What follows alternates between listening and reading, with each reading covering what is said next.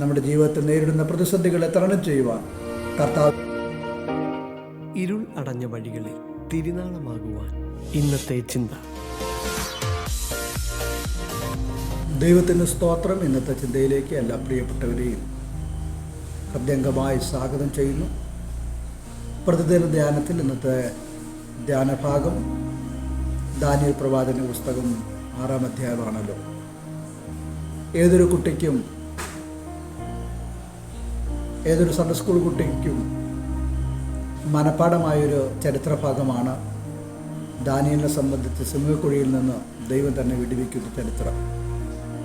ഈ അധ്യായത്തിൻ്റെ പ്രാരംഭവാക്യങ്ങളിൽ ദാര്യാവേശ് തൻ്റെ സംസാരങ്ങളിൽ 120 പ്രധാനികളെയും അവരുടെ മുകളിൽ 3 അധ്യക്ഷന്മാരെ നിയമിക്കുന്നതിൽ ഒരുവനായിരുന്നു ദാനിയേൽ എന്ന് നമുക്ക് കാണാൻ കഴിയും.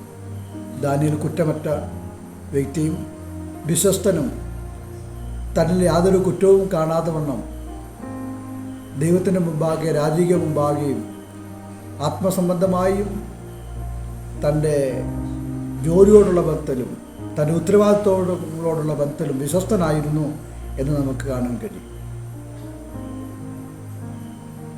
എന്നാൽ ദാനിയേലിനെ ന്യായപ്രമാണം സംബന്ധിച്ച് അവനെ ഒതുക്കിക്കളയുവാൻ, ഇല്ലായ്മ ചെയ്യുവാൻ അധ്യക്ഷന്മാരും പ്രധാനികളും ഒക്കെ അവനെതിരെ ചെയ്യുന്ന ഗൂഢാലോചനയുടെ ഒരു പരിണത ഫലമാണ് രാജാവിനെ കൊണ്ട് രാജാവിനോടല്ലാതെ മറ്റാരോടും 30 ദിവസം പ്രാർത്ഥിക്കരുത് എന്നുള്ളൊരു പുതിയ നിയമം അത് രേഖയാക്കുകയും അതിന് വിരോധകൽപ്പന ഉളവാക്കുകയും ചെയ്യുന്നതായിട്ട് കാണുന്നു.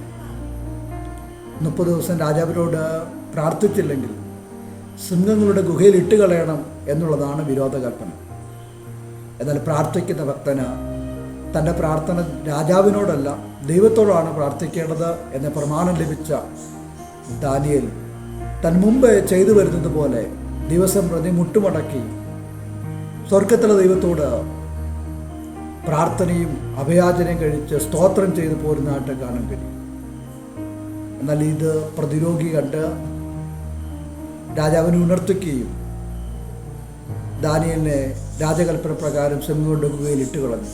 രാജാവിന് ദാനിയേലിനെ രക്ഷിക്കണമെന്നും മനസ്സുണ്ടെങ്കിലും രാജകൽപ്പന നീക്കം കൂടാത്തതാകിയാൽ പ്രാർത്ഥനയുടെ പരിണിതഫലമായി രാജകൽപ്പന പ്രകാരം സിംഹങ്ങളുടെ ഗുഹയിലിട്ട ദാനിയേലിനെ ദൈവം തൻ്റെ ദൂതനെ അയച്ച് സിംഹങ്ങളുടെ വായടച്ച് രക്ഷിക്കുന്നതായിട്ട് കാണാൻ കഴിയും. പ്രാർത്ഥനയ്ക്കായി നമ്മുടെ വായുകളെ നാം തുറന്നാൽ, അതരത്തെ നാം തുറന്നാൽ അവൻ നമ്മുടെ പ്രതിയോഗിയുടെ വായ അടയ്ക്കത്തക്കവണ്ണം, സിംഹങ്ങളുടെ വായ അടയ്ക്കത്തക്കവണ്ണം പ്രവർത്തിക്കുന്ന, തൻ്റെ ദൂതനെ അയച്ച് രക്ഷിക്കുന്ന, വിടുവിക്കുന്ന ദൈവപ്രവൃത്തിയെ നമുക്ക് ഈ അധ്യായത്തിൽ ഗ്രഹിക്കുവാൻ കഴിയും. മടുത്തു പോകാതെ ഇടവിടാതെ എപ്പോഴും പ്രാർത്ഥിക്കുന്ന തൻ്റെ ഭക്തനെതിരായി പ്രതിയോഗി എത്ര അലർച്ചയോടെ വിഴുങ്ങുവാൻ വാതുറന്നാലും അവന് നമ്മെ വിഴുങ്ങുവാൻ കഴിയാതെ വണ്ണം ദൈവം തൻ്റെ കരത്തിൽ നമ്മെ വഹിക്കുന്നവനാണ്. നമ്മെ വിഴുങ്ങുവാൻ ചുറ്റിത്തിരിയുന്ന പ്രതിയോഗിയുടെ മുമ്പാകെ ദൈവം നമ്മെക്കുറിച്ച് ആഗ്രഹിക്കുന്നത് നാം നിർമ്മലരായിരിക്കാൻ, ഉണർന്നിരിക്കാൻ, വിശ്വസ്തരായിരിക്കാൻ, പ്രാർത്ഥന നിരതരായിരിക്കുവാൻ സർവശക്തൻ നമ്മെ സഹായിക്കട്ടെ. നമ്മെ ദാനിയേലിനെ സിംഹഗുഹയിൽ നിന്ന് രക്ഷിച്ച കർത്താവ് പ്രാർത്ഥിക്കുന്ന തൻ്റെ ഭക്തന്മാരെ അവർക്ക് വിരോധമായുള്ള രേഖകളെയും വിരോധകൽപ്പനകളൊക്കെ അതിജീവിക്കത്തക്കവണ്ണം അതിന്മേൽ ദൈവപ്രവൃത്തി വെളിപ്പെടുത്തുവാൻ നമ്മുടെ കർത്താവ് മതിയായവനാണ്. ഈ പകലിലും നമ്മുടെ ജീവിതത്തിൽ നേരിടുന്ന പ്രതിസന്ധികളെ തരണം ചെയ്യുവാൻ, കർത്താവിന് സന്നിധിയിൽ മുട്ടുകളെ മടക്കുവാൻ, പ്രാർത്ഥിപ്പാൻ സർവശക്തൻ നമ്മെ സഹായിക്കുമാറാകട്ടെ.